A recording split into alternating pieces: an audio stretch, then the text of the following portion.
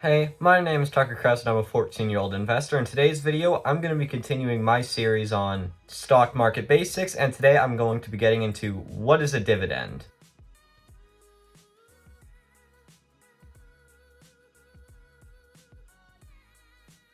In its basic form, a dividend is essentially just a payment from the company to its shareholders. Dividends are typically issued by larger, slower growing companies, or generally just blue chip companies, and that might be something like a 3M or an AT&T, because often they'll have so much cash that they can't really use to grow their business because they can't really grow with their size that fast. So they just choose to redistribute that cash to shareholders to provide value to that stock instead. In contrast, lots of growth companies often don't issue dividends. This might be a Tesla or a Square, due to the fact that they're often just trying to use every bit of cash they can to accelerate growth in the business to the point where they are very large and stable companies. Another thing is that dividends are typically going to be issued, of course, by profitable companies since they have that excess cash. Though there are exceptions to these three scenarios, such as Berkshire Hathaway is a extremely large, stable, growing company that's extremely profitable, but they don't pay a dividend. Another example could be AT&T. Yes, they are a very large, slow-growing company. In, say, 2020, they weren't profitable, but they still increased their dividend and paid it all out. There are two main types of dividends: stock dividends and cash dividends. I'll quickly go over stock dividends first, since they are much more rare, but first make sure to smash that like button if you haven't already. Stock dividends are essentially just giving out additional shares to the current shareholders of the company. But because their market cap doesn't change and all they're doing is essentially just diluting the share count, every individual share is worth less. So because of that, the total amount of money you have invested in this company is unchanged. You just have more shares, but they're all worth less. And so because of this, stock dividends are quite rare. Now onto the much more popular cash dividend. To quickly clarify that a little bit better, here is just a quick example. We can see here they have a $10 million market cap with 1 million shares outstanding, a 10% stock dividend yield, and a current price of $10, and you hold 100 shares, and so that total value is of course $1,000. Then you can see once they dilute the shares by an additional 10%, the price drops by that additional amount of shares, but because you also own 10% more shares, it evens out to being still $1,000. Cash dividends are exactly what they sound like. Additional cash is paid out to the shareholders of the company. Something to note though is that these cash dividends are taxed, and that the company's share price will typically drop by the amount of the dividend that is paid out. Dividend yield is a number commonly quoted, and essentially all it is dividing the total dividend being paid out for the year by the current share price.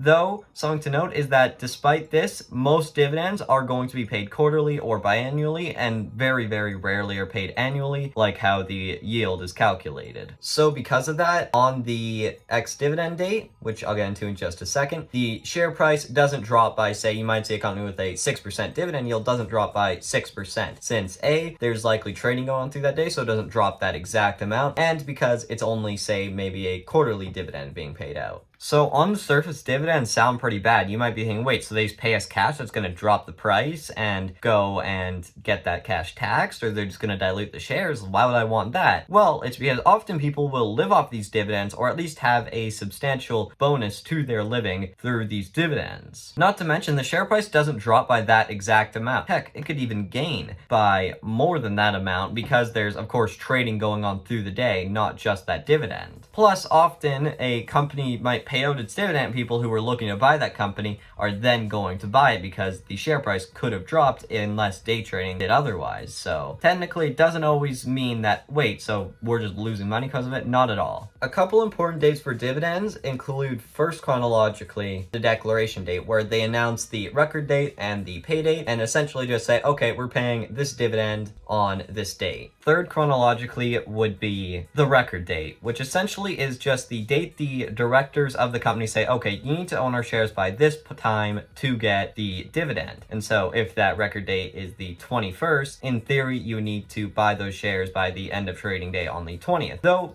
the reason I said in theory is because it doesn't really work like this. Typically, the stockbroker overrides this with a ex-dividend date. The ex-dividend date would be the second chronologically, as it's typically set 1 to 2 days before the record date by the stock exchange. And so this is when just the typical investor is needing to buy the share buy for the dividend. And so if the ex-dividend date's on the 21st, they'll need to buy it by the end of trading day on the 20th to be eligible for that dividend. A stock exchange typically does this just so that they have enough time to turn around and pay out all the dividends and whatnot along with the company. Fourth chronologically is of course the pay date. This is just when you get the dividend from the company. Alright, thanks for watching. If you enjoyed or maybe learned something in today's video, make sure to smash that like button, and I will see you next time.